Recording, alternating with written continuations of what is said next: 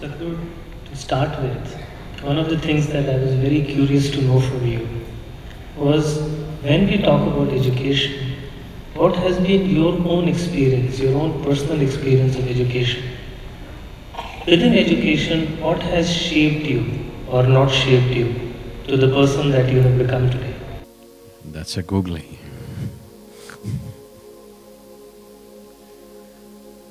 Uh, there are no children, so I think I can share.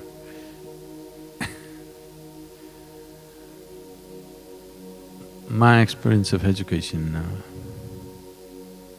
people ask me, what is my sadhana? So usually I tell them, my sadhana has been to remain uneducated. Because when I first went to school, I had no clue why I'm going. Probably the grown-up people just assume that children must go to school.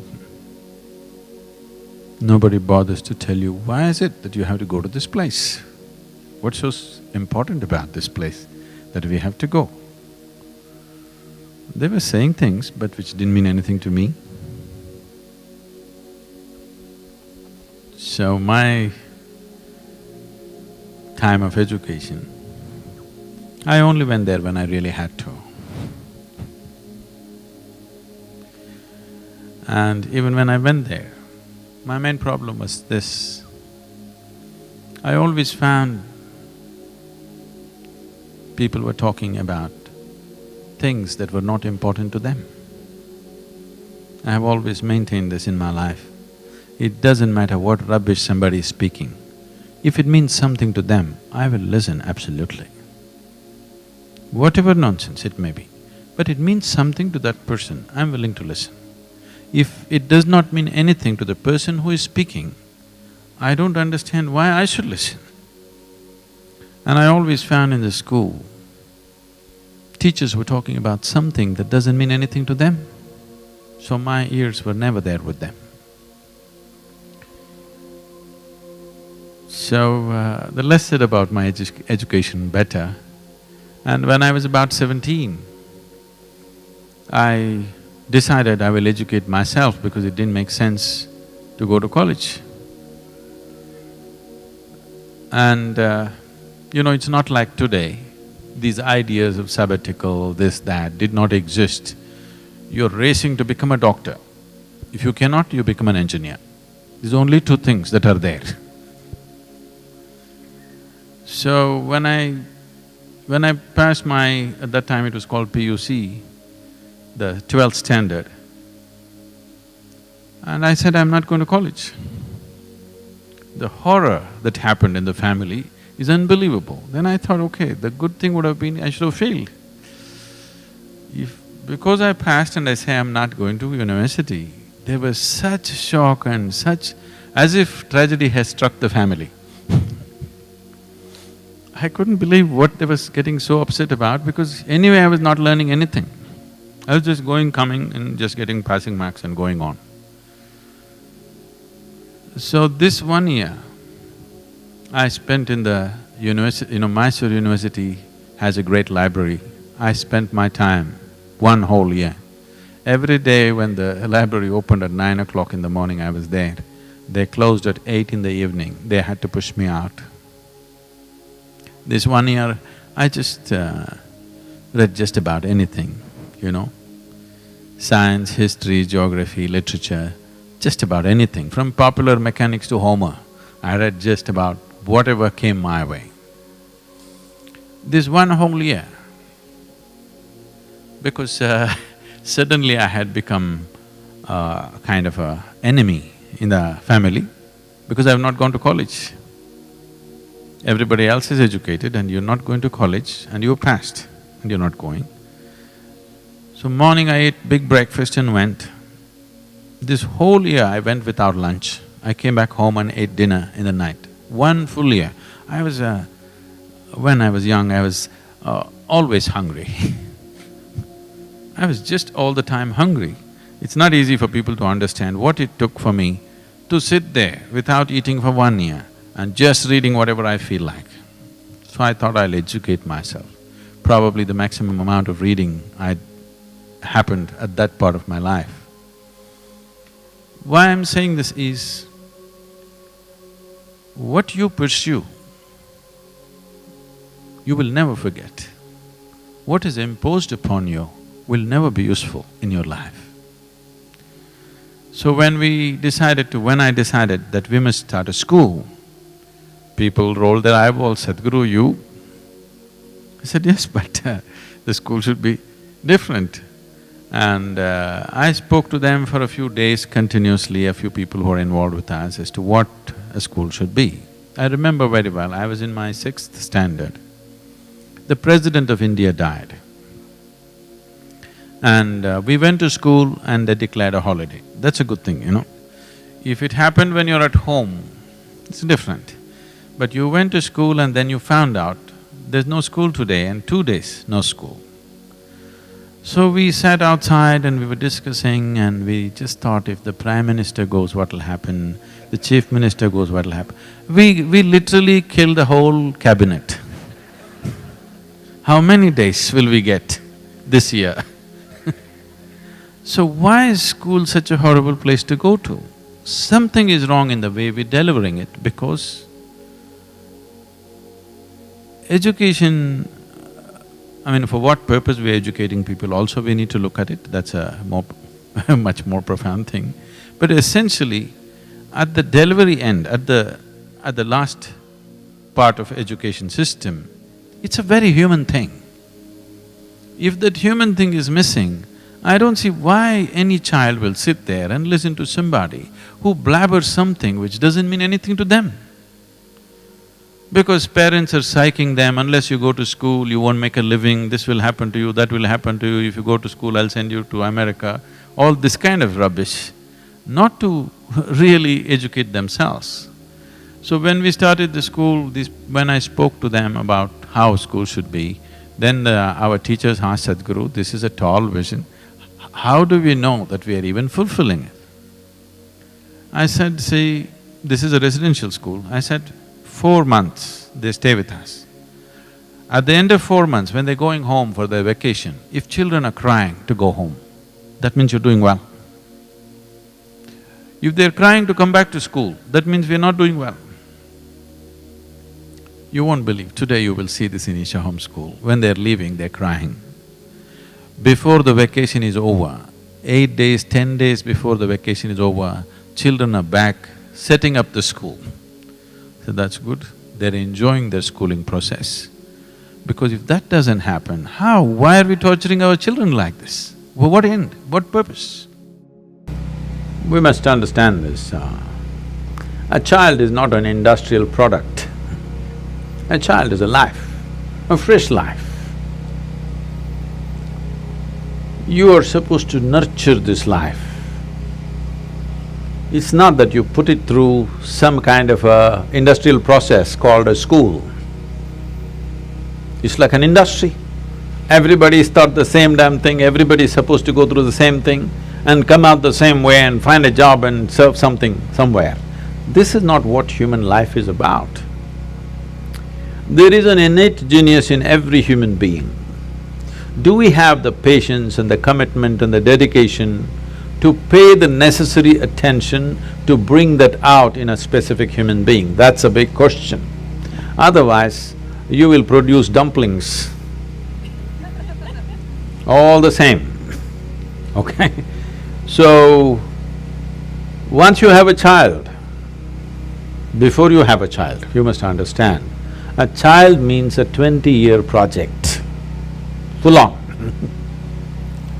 That is if they do well.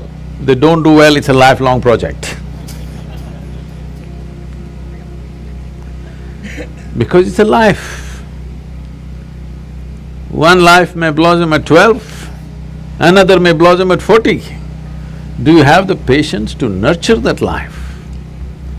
Or have you already set a thing, by the time you finish your high school, you must be in this university, that university, you must be doing this or that, it's all fixed up, common prescription for all life. This is what we're doing, this is supposed to be civilization. This is not civilization. This is just escape from life. We want to escape the fundamental process of life. In tribal societies and other traditional societies, even today, nobody expects a man or a woman has to become like this at a certain time. Depending on each life, how they progress, everybody is valued for who they are. If you plant this chrysanthemum in your house, in 3 months it's full of flower. If you plant an oak tree, 8 years, 10 years, nothing happens. So you want to chop it down? Hello? None of them would be. If you went by the standard, see this one, how well it is doing, in 3 months, how many flowers, you fool, you're doing nothing. This is not the way to handle life, isn't it? This is not an industrial product. So, I know there are other compulsions in the society, various limitations. Keeping all those in mind, fundamentally we must understand life needs nurture, atmosphere, not fixing. Nothing to be fixed about it. It just needs an atmosphere where it will flourish best. What grows in Southern California will not grow in Minnesota, isn't it? That kind of life needs that kind of atmosphere, that kind of nurture, only then it'll happen. So this is something that we have to pay attention to. There is no involvement. We want everything ready-made. We are looking at a ready-made solution. There's no ready-made solution to life. Life can only happen with enormous involvement. There is simply no other way to do it. Where there is no involvement, there is no experience of life, isn't it? Hello? Yes. Whether it's a simple food that you eat or something that you look at or whom you live with or what you do or at the highest level, whatever you do in your life, without involvement, there is no life. But right now, modern societies are trying to do life with information, not with involvement. This is a big mistake. You have no information about your child. You can go to all the variety of doctors and get all their ideas about what your child is. All they will tell you is that he's sick in 100 different ways. Okay? No, you don't need information about your child, you need involvement. With involvement, you will bring that life to its best. It need not be as good as somebody else or as bad as somebody else because it's a unique life. Is there one life like another? No. It's a unique life. So, but right from day one, we are comparing it to another life and trying to make it like that one. This is a very cruel process for the child. A child never understands what the hell the parents want. I never understood. Nobody ever explained to me why the hell I should go to the school, so I never went. Because nobody explained to me why I have to go to school. They said, no, you have to go to school. Why? I'm doing fine. Why should I go to school? No, because we think information is going to transform us. No, information facilitates a few things, but it's involvement which transforms us, isn't it? Absolute involvement in something, it doesn't matter what it is. Total involvement with something, suddenly you find that human being is of a different nature, isn't it? So, that's all it takes, involvement.